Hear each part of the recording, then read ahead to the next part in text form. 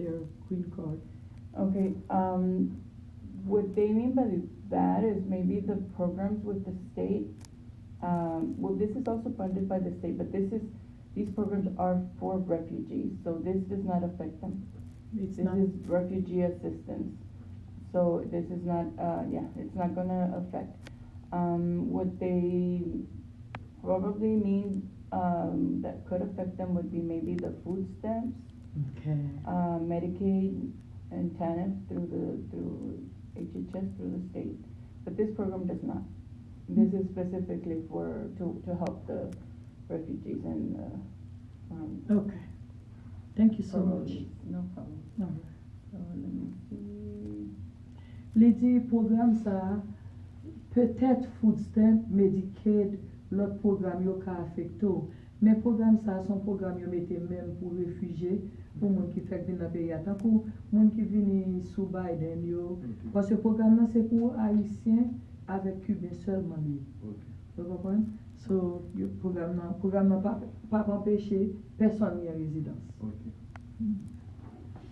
Okay, so, I'm gonna begin by explaining, we do have the refugee cash assistance, which is the check, the monthly, check that you get. And we have the refugee medical assistance, which is, health coverage, health Okay. insurance. So, en premier programme là, c'est où elle marqué RCA, Réfugié Cash Assistance. So, c'est chèque yo ba ou, c'est l'argent au ba ou à chaque mois. Mais ça marqué RMA, c'est Réfugié Medical Assistance. C'est pour santé ou. Yo aide yo bo l'argent et puis yo bo assurance. And I have a guide here for the medical assistance. Does he speak French? Yes. Okay, because I have it in French and English. Oh, Okay, thank so- you so much. so that- Again, en français avec anglais. And so Hannah, who's in charge of the refugee medical assistance, applied for him when he first submitted the application, which was in Okay. August. We do already have the approval for his medical help, and this is the card. This is what he can present at the doctor's office. Okay, thank you so much. I really appreciate it.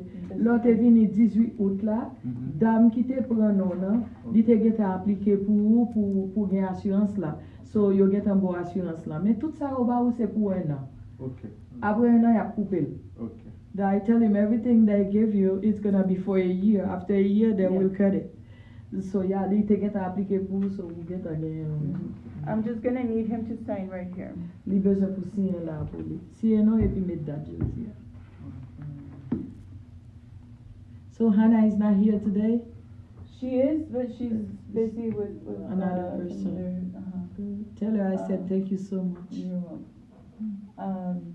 So what refugee medical assistance covers, it'll cover, medical expenses incurred at a doctor's office, a hospital, urgent care.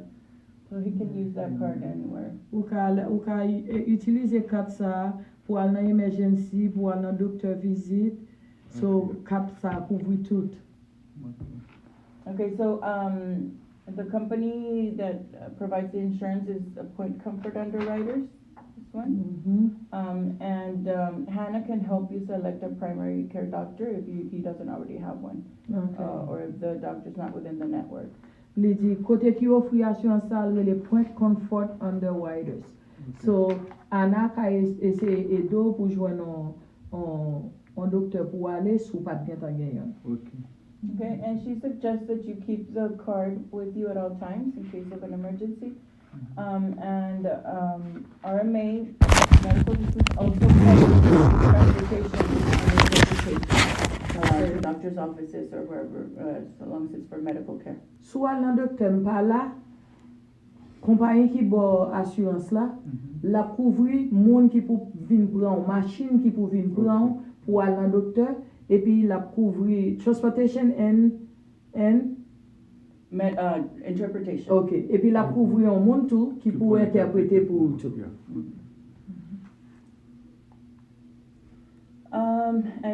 Like she mentioned, it lasts 12 months. It's for a year from when you came to the U.S.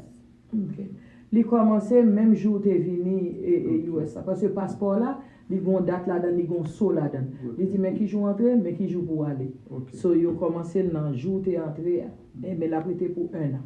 Okay, so that health coverage, health insurance covers, like we mentioned, primary care visits, hospital emergency visits, prescription drugs. It covers 1 eye exam and 1 pair of glasses. Okay, pour 1 an, li couvri on pair glasses, li couvri prescription, li couvri examen pour yeux pour 1 an. Okay, and it also covers dental care only in emergencies. If there's like an emergency, an abscess or something that has to be taken care of that day, it'll cover. Okay, souvent problème dent que ou supposé prendre soin right away, ou supposé prendre soin dans même l'air, son emergency lié, il y a couvrir tout.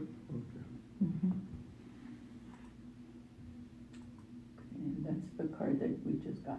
Mais mettez dans la quand on va plastifier niveau l'autre là.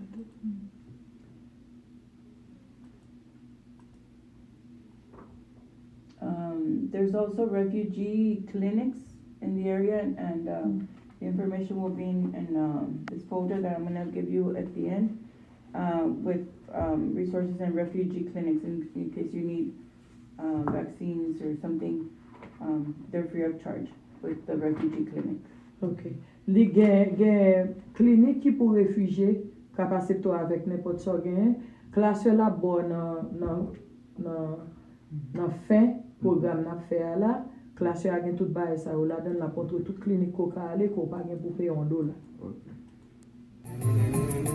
C'est pas nous tout qui quitte pays nous pour grand goût. En pile nan nous quitte pays nous pour insécurité. Si nous joignons opportunité, y a aidé nous, yo aidé seulement haïtiens avec cubains. Y a aidé nous, prend aide là. Parce que jodi a ces saison pas ou là. Ou pas prêter dans situation hier. Pas prendre humiliation devant cabane moun. Pas tourner en charge pour moun qui te rentré ici là pour fermer porte pour l'autre. Essayez leur venir dans pays à dégager au débouiller, prendre son joint pour avancer. Parce que c'est saison pas là. Demain si Dieu veut c'est ou pour payer gros taxe oui. Si vous mettez tête sous épaule ou à l'école, ou pas prendre drogue, ou pas entrer dans bagaille louche, demain si Dieu veut c'est ou ka payer gros taxe pour l'autre yo. Prends ça ya ba ou pour mettre pied à terre dans pays. Prends.